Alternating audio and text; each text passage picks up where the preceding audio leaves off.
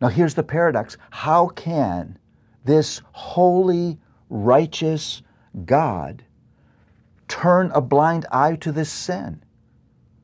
How can he have a relationship with these people? It seems like it's over.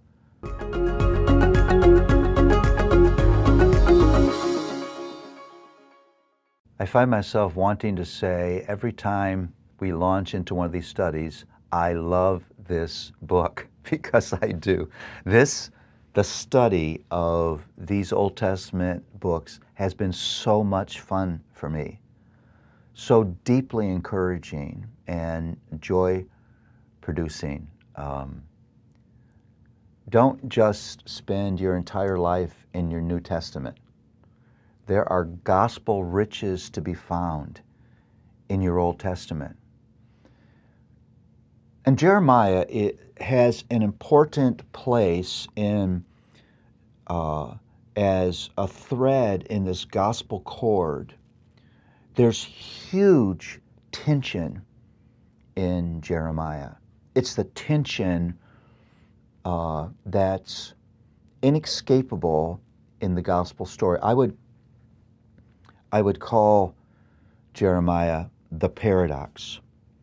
It's because Jeremiah, as clearly as any of the prophets, presents to us the paradox that's in the prophets. It's a question that lurks in the background all the time, and that question launches us into the center of the gospel and pushes us toward the necessity of the cross of Jesus Christ.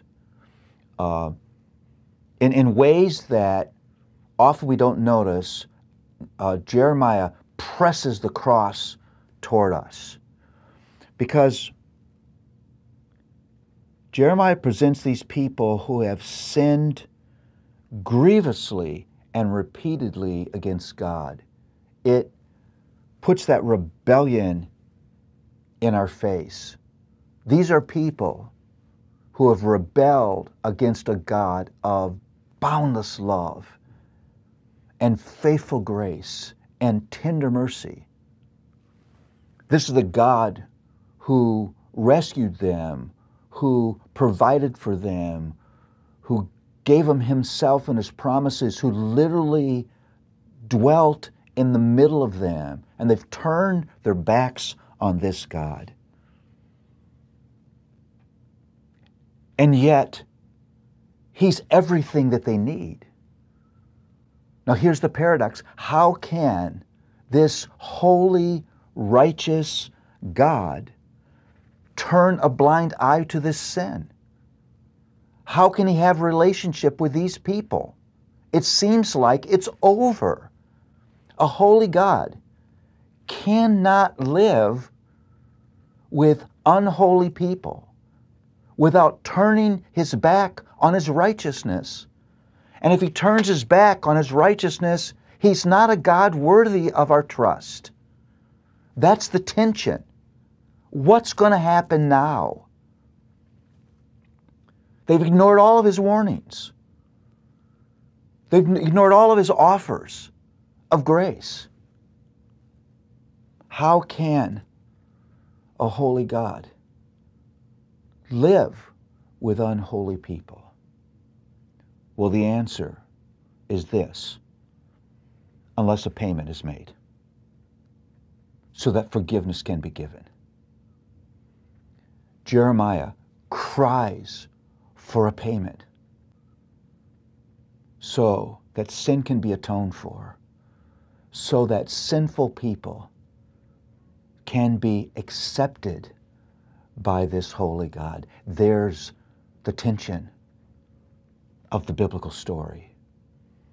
And so Jeremiah pushes the cross at us. Oh no, you won't find the cross mentioned in Jeremiah, but the cross is there. Because without the sacrifice of Jesus, we are doomed. Because we can never, ever be accepted by this Holy One, because he will not turn his back on his own righteousness. Jesus comes, the righteous Lamb, and he pays the penalty so that broken, rebellious, foolish sinners can be accepted by God, now with their penalty paid. Jeremiah pushes us toward the cross of Jesus.